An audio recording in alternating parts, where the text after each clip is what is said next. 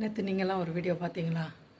சேகர் பாபு வந்து அசிங்கமாக பேசினார் அப்படின்ற தலைப்பு வச்சு. அதில் வந்து யாரோ சேகர் பாபுக்கு ஃபோன் போடுறாங்க. அது யாருன்னு அவருக்கு தெரியலன்றதான் நான் நினைக்கிறேன். ராங் கால் மாதிரி வருது, தெரியாத நம்பர்லேருந்து. அப்போ வந்து அவர்கிட்ட வம்பிழுக்கிற மாதிரி அந்த நபர் பேசுகிறாரு. பேசும்போது நீ நேரில் வா அப்படின்னு தான் கூப்பிட்றாரு. நேரில் வான்னு சொல்கிறது தான் கரெக்டு, சரிங்களா? ஏன் ஃபோனில் பேச மாட்டியோ? ஃபோனில் பேச மாட்டியோ? ஒரு அமைச்சர்கிட்ட இந்த மாதிரி யாருமே பேச மாட்டாங்க. தெரிந்த நபர்கள், பழகிய நபர்கள் யாருமே இந்த மாதிரி பேச மாட்டாங்க. இது வந்து வெறுமனே ரெக்கார்ட் பண்ணுறதுக்காண்டி, அவர் பேசுகிறத ரெக்கார்ட் பண்ணணுன்றக்காண்டி பண்ண மாதிரி இருந்துச்சு. அப்புறம் அவரோட கோபத்தை கிளறதுக்கான வேலைகளை அந்த நபர் பண்ணுறாரு. சவுக்கு மேட்டர்லாம் தெரியும் எனக்கு அப்படின்னு சொல்கிறாரு. யாராக இருந்தால் நேரில் வான்னு அவர் சொல்லியிருக்காரு. அவர் திருப்பி நீ நேரில் வான்னு தான் கூப்பிட்டுக்கிட்டு இருக்காரு. ஃபோனை வைடான்னு சொல்கிறாரு. அவன் வைக்காமல் நான் வைக்க முடியாது, என்ன செய்வேன்ற மாதிரி டார்ச்சர் கொடுக்கும்போது நமக்கு இப்போ அந்த ஆடியோ பார்த்திங்கன்னா இதே மாதிரி நமக்கு யாருன்னா ஃபோனை போட்டு டார்ச்சர் கொடுத்தா நம்ம இதை விட மோசமாக நடந்துக்குவோம், சரிங்களா? அதோட அந்த ஆடியோ எடுத்து எங்கே வருதுன்னா சாட்டைன்ற அந்த சேனலில் தான் அந்த ஆடியோ வெளியே வருது.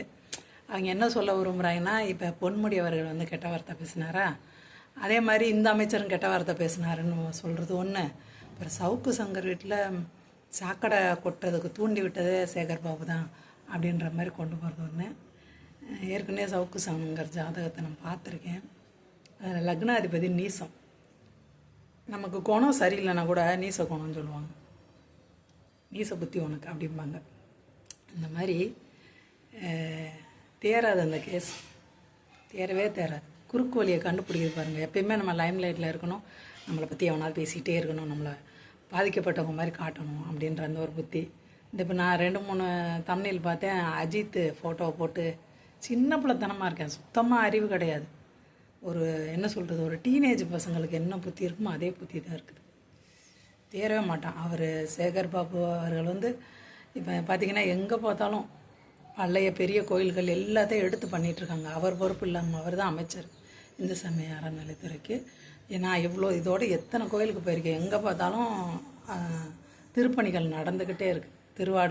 ஆடுதுறை எங்கே திரும்பினாலும் பெரிய கோயில்களுக்கு எங்கே போனாலுமே வேலை நடந்துக்கிட்டே இருக்குது. அதெல்லாம் கொஞ்சம் நஞ்ச காசில் நடக்கலை, கோடிக்கணக்கில் செலவழிச்சா தான் அந்த கோயில்களை சரி பண்ணவே முடியும். அந்த மாதிரியான செலவுகள் போயிட்டுருக்குது.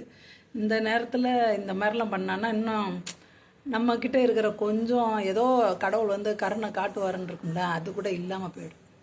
அவ்வளோதான். அப்போ ஒரு அடல் சொல்லி பட்டிமன்றம் தமிழ்நாடு பூரா நடந்தது. இதே பட்டிமன்றம், அடல் சொல்லி பட்டிமன்றம். அதில் நான் சபாபதி மோகன்லாம் செல்வேந்திரன் நடுவராக இருப்பார். நாங்கள் 2 பேரும் போவோம். அதுக்கு அதெல்லாம் ஞாபகம் இருந்துச்சுன்னா கோவையில் அவங்களை வச்சு நடத்தினார். கோயம்புத்தூரில் அப்பொழுது மிகச்சிறப்பாக நடந்த பட்டிமன்றங்களில் கோயம்புத்தூரில் தான் மிகப்பெரிய பட்டிமன்றம். இப்போ இருக்கிறதுலாம் இதெல்லாம் கூட்டுமேறானாங்க. எவ்வளோ பட்டிமன்றம். டிக்கெட் சவுக்கு சங்கர் தகவல்லாம் கொடுத்த வரைக்கும் போதும், புலனாய்வு புலியாக இருந்த வரைக்கும் போதும். முடிஞ்ச வரைக்கும் இந்த மாதிரியான மோசமான ஆள்களை தவிர்க்கிறது தாங்க நல்லது. நமக்கு என்ன டைம் பாஸ்க்கு வழியாக கிடையாது. இன்னொரு விஷயம் நான் சொல்லலான்னு வந்தேன். 3 நாளைக்கு முன்னாடி வந்த செய்தி. நம்ம கேரளா பார்டரில் தேனி பக்கத்தில் கண்ணகிக்கு கோயில் இருக்குதான். ரொம்ப பாலடைஞ்சு போயிருக்குது அந்த கோயில். பாலடைஞ்சுன்னா சிதிலம் அடைஞ்சு போயிருக்குது. சித்ரா பௌர்ணமி அன்னைக்கு மட்டும்தான் அங்கே வழிபாடுகள் நடக்குது போல். மற்ற நாளில் மக்கள் அலோடு கிடையாதான். அது வந்து இப்போ ஒரு சட்டசபையில் வேண்டுகோள் வச்சுருக்காங்க. ஒவ்வொரு மாதமும் பௌர்ணமி அன்னைக்கு மக்கள் போகணும் அப்படின்றதும், அந்த கோயில் இன்னும் கொஞ்சம் நல்லா இது பண்ணணும், டெவலப் பண்ணணும்.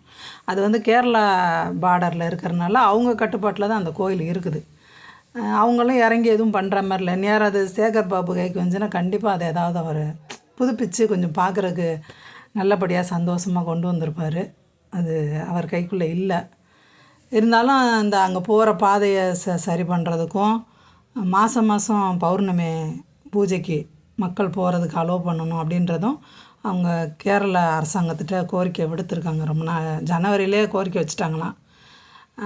அதை பற்றிலாம் பேசியிருக்காங்க. இவங்க என்னடானா இப்படி உருப்படாதவங்க ஒருத்தனை எப்படி கவுத்தலான்ட்டு ஆடியோ ரிலீஸ் பண்ணிவிட்டு உட்காந்துட்ருக்காங்க. நமக்கு அப்புறம் எப்படி இந்த மாதிரி நல்ல செய்திகள்லாம் வந்து சேரும்?